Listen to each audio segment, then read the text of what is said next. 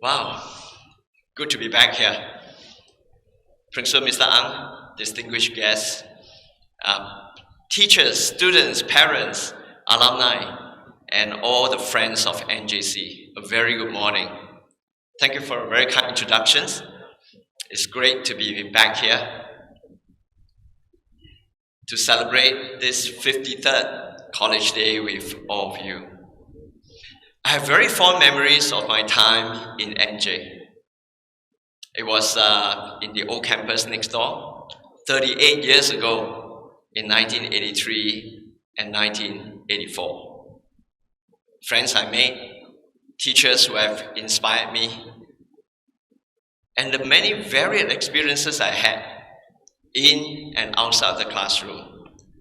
Mr. Ang was talking about Guitar Society. I was the president of the Guitar Society. I was a vice captain of the swim team and a member of the 1984 NJC Himalayan expedition.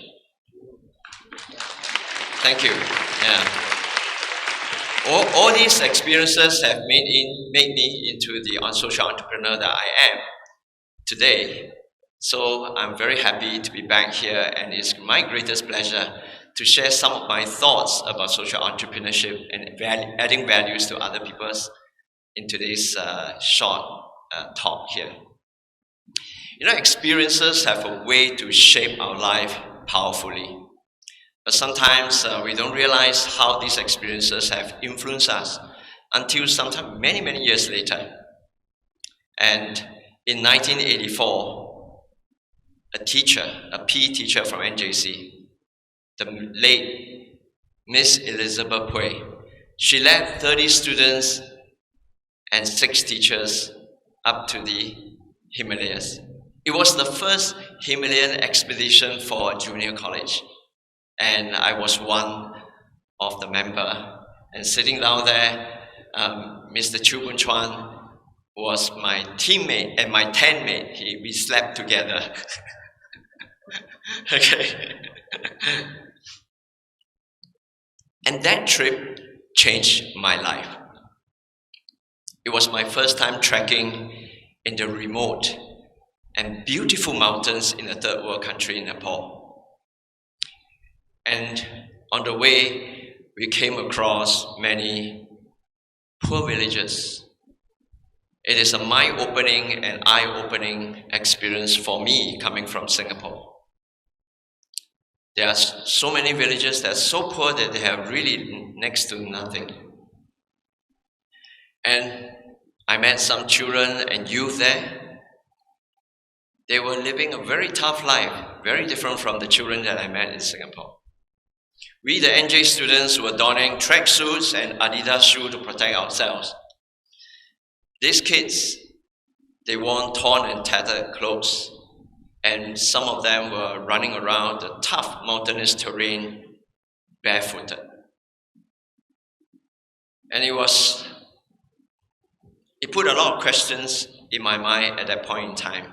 I was 18 years old, and I wondered to myself, why is it possible that some of these kids who didn't even have a chance to go to a proper school in the remote mountains, how can it be that they carry a genuine smile of joy and contentment every day? Well, some of us who have so much, and yet we tend to incessantly complain about not having enough. I see some people nodding your head now. Yeah, right.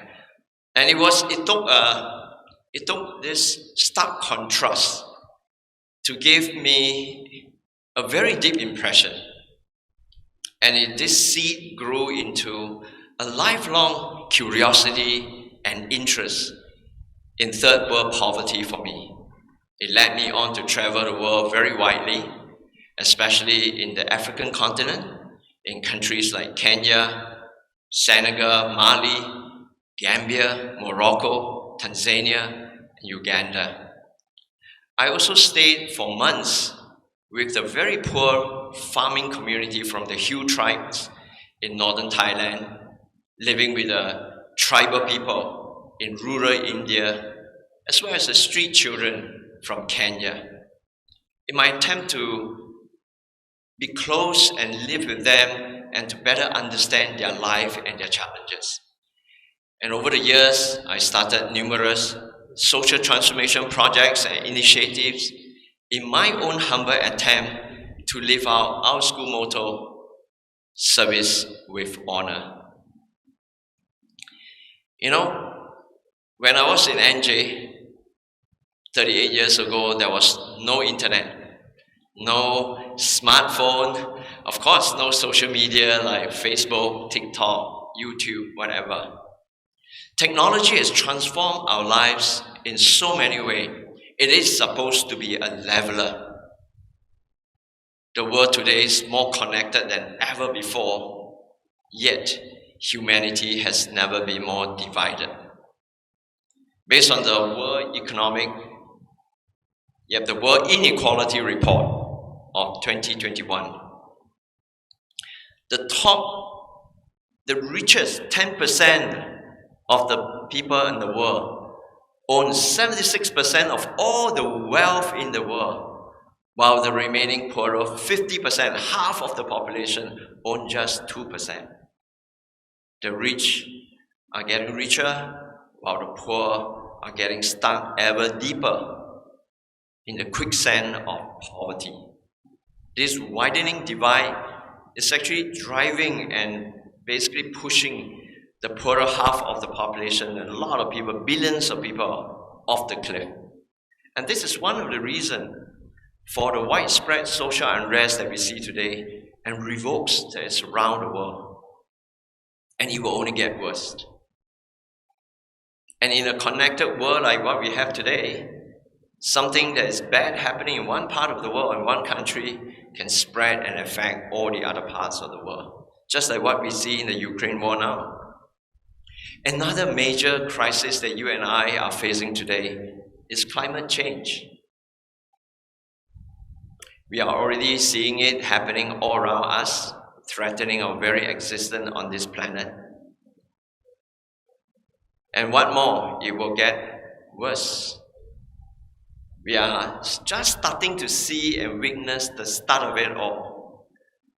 But the younger generation of today, you guys will experience the bulk of the wrath and consequences of the climate crisis. Make no mistake, it will be the biggest challenge of your lifetime, and especially so for your children's generation and theirs. So what can we do in the face of all these challenges in the world? What is the purpose of getting and receiving the best of education and grasping the best of technology? How can we all make a difference? I would like to suggest and invite all of you to consider social entrepreneurship as a way, as a possibility to collectively make a better world going forward. Now, today's thinking about entrepreneurship and business is a tad too limiting in my opinion. If you were to ask anyone here today, most likely he would say that the reason why someone would start a business is to make himself rich, isn't it? The conventional thinking about entrepreneurship is based on the premise that businesses are meant to maximize profit for personal gain. And most investors, as well as the stock market, tend to agree to that, and they expect businesses to report double-digit growth year after year, making more and more money for the shareholders. Now, the world is really filled with many highly educated and brilliant people, but so many of them are so consumed with the obsessions of working hard to accumulate that never-ending wealth for their own pockets. My question is, does business need to be constrained in this very narrow confine of being a selfish endeavor? But we all know humans are not unidimensionally selfish beings. We are selfish sometimes because of looking after our family and ourselves, but we are selfless at other times as well.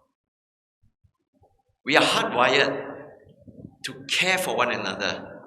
We have an innate desire to care for and help the person next door, to protect the animals as well as the environments.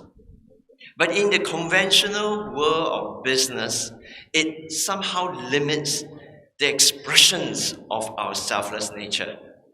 If you are so selfless and caring for other people, they will tell you, go and start a charity and do good.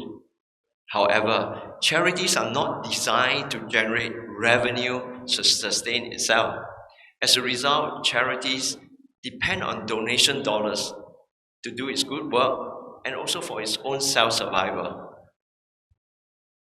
Social entrepreneurship straddles between the selfish for-profit business and the selfless not-for-profit charity. Social business is about using business acumen and creativity to solve human problems. It has the possibility of really creating new ideas, especially by young people like you, bold and creative ideas that will do good.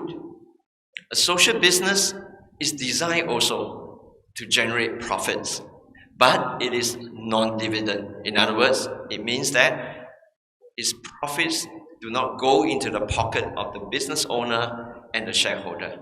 All the profits are rechanneled back into the social business in order to create bigger social impact. Now, this is an exciting idea.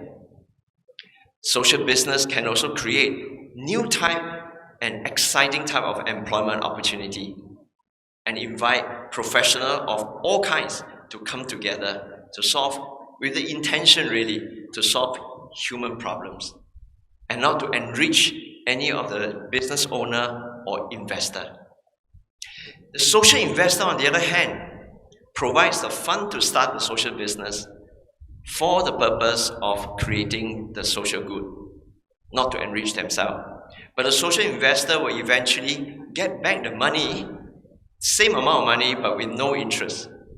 And when the social investor gets back the money, he can now reinvest the same money to support another social business. Now, that is way better than the money that goes into donation to a charity that is only a one-time use. Let me share one example of my social business experiences with you. In 2007, like the MC said, my family befriended a poor rice farmer from the Hill tribe in northern Thailand. My family got interested in, or got curious, how rice came about. We have never planted rice. So we decided that the following year we'll return there in June and get into the paddy field with the farmer and plant rice. And in November, we returned there yet again to harvest the rice that we planted. Gosh, we had such an educational and aha experience. I thought we should make this experience available to other Singapore families. So I partnered with the rice farmer and we started Tigerland Rice Farm. That is my partner in Chiang Rai, Thailand. I designed it as a social business, marketed it as an ecotourism that offers a unique and alternative kind of vacation for urban families in Singapore. It turned profitable quickly, and 95% of the revenue goes to the farmer's family as their income, and 5% I keep to what? Not to fatten my pocket, but to pay for expenses like domain names, the server space, and also to fund some of the social community projects in Chiang Rai by building libraries in some of the village schools. And later on, when I learned about the concept that social investment can be a recyclable fund to do good, I started a Raise the Piggy project in Chiang Rai as an experiment.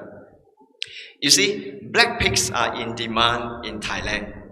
So friends will invest $60 Singapore dollars and we will buy a piglet. We'll give it to a poor hill tribe family that has school-going children. And then I will tell the kids, you guys are responsible to care for and raise this piggish. So it's kind of like a little business game for them, yeah? In 12 to 18 months, the grown pig can fetch 300 Singapore dollars. They return me the $60 and they keep the 240 profit as an educational fund for the children. I now recycle the $60 to buy another piglet to give to another family. Prior to the pandemic, we had 77 pigs there being recycled and raised by 77 families at any one time. That's pretty cool, right? Okay. Thank you. So you see, you don't need a lot of money to do a lot of good. With business acumen and creativity and thinking like an entrepreneur, $60 in Singapore, you can hardly pay for a family dinner on a Saturday night. Agree? But $60 recycled repeatedly can help a lot of families. That is social entrepreneurship. Personally, I have Professor Muhammad Yunus to thank for inspiring me on the path of social business. He said, whenever I find a social problem, I create a business to solve it. Gosh, I was so inspired by what he said. And it has become my own mantra today. And I try my best to squeeze my creative juice to create businesses that will help to solve problems and inspire others to do it. I really hope that I could inspire more successful businessmen, wealthy individuals, and investors to use some of their wealth to do good in a sustainable way. How? By investing in social businesses, by supporting young people like you who will boldly and creatively create interesting and pragmatic social business ideas that are profitable and sustainable. To support young people to be job creators instead of just being job seekers. To design and launch social businesses that solve all kinds of human problems, eradicate poverty, heal Mother Earth, and courageously design and launch and create new and exciting employment opportunities. New jobs that is not just pay well, pay better, but provide meanings, jobs that are meaningful and significant for all future generations to come. Wouldn't the world be a much better place than today if more young people, we are not short of educated and brilliant young minds, if more of these people can get out there and embark on being a social entrepreneur and live the school motto, service with honor. My wish is for all of you to live out your life, live out our school motto in all that you do and all that you are. For me, I have my teachers to thank, especially the late Miss Elizabeth Pui, for leading me up to the mountain, the remote mountains, and allow me to discover the compass and the passion of my life. Miss Pui might not have a very long life. She died of cancer at the age of 61. But Miss Pui served so many students, teachers, poor villagers, people, friends around her world with honor. Indeed, to me, there's really no higher honor than service to others. It leaves me to just wish all of you a very happy college day, and like they say in Nepal, namaste.